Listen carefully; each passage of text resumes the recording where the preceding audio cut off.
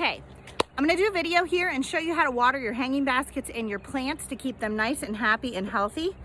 So we drove by a lady who I did not know, who was watering her baskets, and Josh and I were both like, ooh, because she was just kind of destroying them and also not giving them enough water. So we thought maybe other people don't really know what to do either. So I figured we would do this video and show you the proper way to water and why it really matters. So I have a couple buckets here with like lovely tidy cat buckets, and they're kind of dirty because that's what we put the stuff in when we deadhead. I actually did this video once already, and then I realized it didn't record for like the whole time. It didn't record. So it should be better this time because I practiced once, kind of. Okay, so basically, when you're watering, you want to make sure that your water is not beaten on your plants. Like, you don't want to do it real hard. So this lady had just turned her hose on full go, and she was standing about 6 feet back. And the first problem with that is that that's really too rough on your petals. Now, our hoses are designed to not come out in a hard stream, but yours aren't. Like your hoses probably aren't. So if you are turning it on full go, then you're likely like breaking some of your branches, which is going to make your plant die in those spots. Like those broken ones, you have to just take those off. They won't like miraculously heal themselves. They will rebloom, but you got to get rid of the dead ones.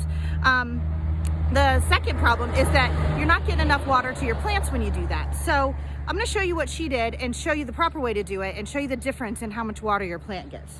So she was standing about 6 feet back. I'm going to just stand about 4 feet back because I don't have enough room here. And I'm going to give it a 5 count, which is what most people do with the hose. And then I'll talk to you a little bit more about that in a second. Okay, so can you see that? There we go. All right, so I'm going to stand back here. I'm going to hit it with the hose. Like she did. 1, 2, 3, 4, 5. Now it looks like there's a lot of water there, right? See all the water around it? So you're thinking, oh, my plant got plenty of water. Or maybe even if it rained, so you're thinking to yourself, oh, it rained, it's plenty of water. It's really not. Hardly ever will rain give you enough water for your hanging. So when we look in here, can you see that, or is it too shadowy? There's like hardly any water in it, let me just tell you. So if I stick my finger down in, it goes to about half of my fingernail is all that it is. That is not enough water to keep a hanging basket or a planter alive. You really need to water those suckers until water comes out the bottom. I hear a lot of times people say, I must have overwatered my hanging basket and it died. I guarantee you didn't.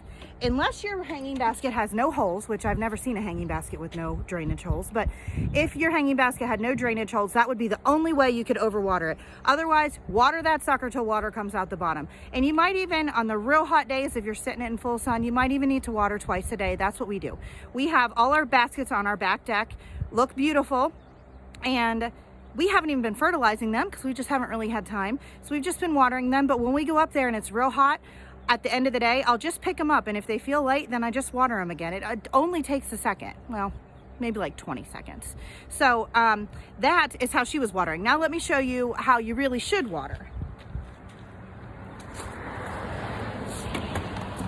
Okay, so you want to turn your hose on lightly so that the water's coming out real gently, and you want to go up against your plant in a spot where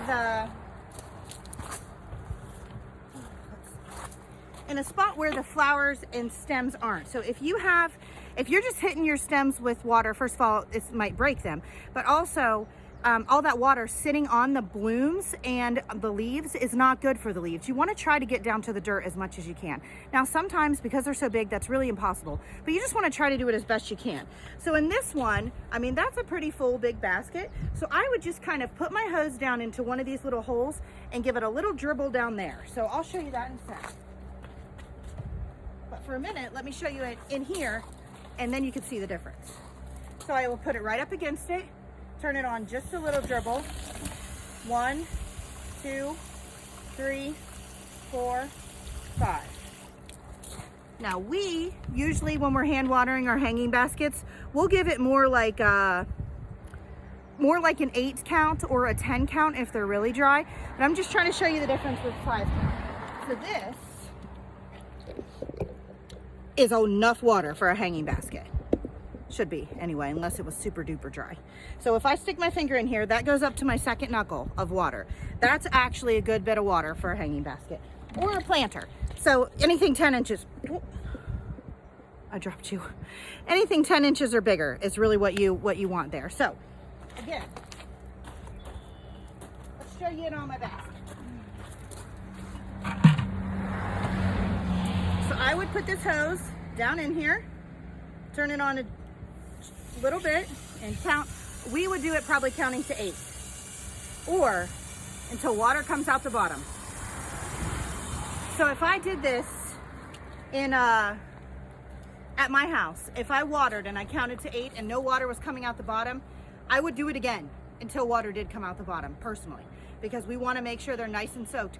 And we like to water in the morning because that gives them the water that they need to get through the hot day. So if you're only watering in the evening, then they're having to struggle to get through the whole day. Then they finally get water, but then it's time for sleep. So I really do recommend watering in the morning whenever you can.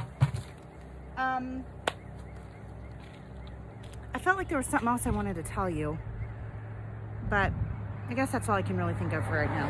So big takeaways here: to get up close to your plants, get your nozzle down in as far.